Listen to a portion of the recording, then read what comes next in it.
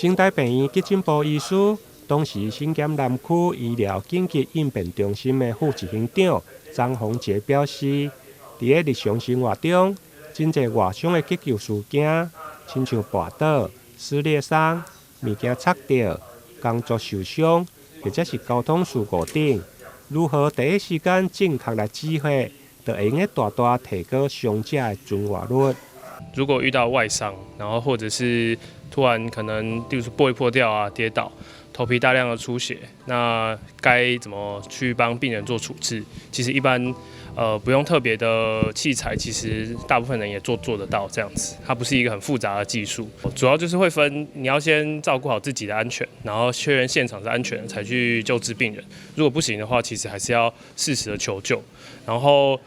发现出血部位的话，其实最简单就是拿干净的衣物，然后直接对伤口做加压，其实就会有帮助，对伤口有止血的效果。这样子。医师表示，这套课程不但提供系统性，而且全面的到病院进行创伤救命术的培训，包括呼吸、循环、出血、小口等范围。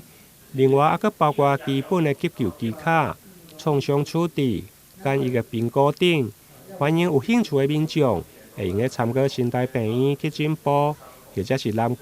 医疗紧急应变中心的网站公告的资讯。希望借由课程的推广，让更多急救的知识和技能会用融入社区，提高民众对急救的应变能力。台南新闻林跟采访报道。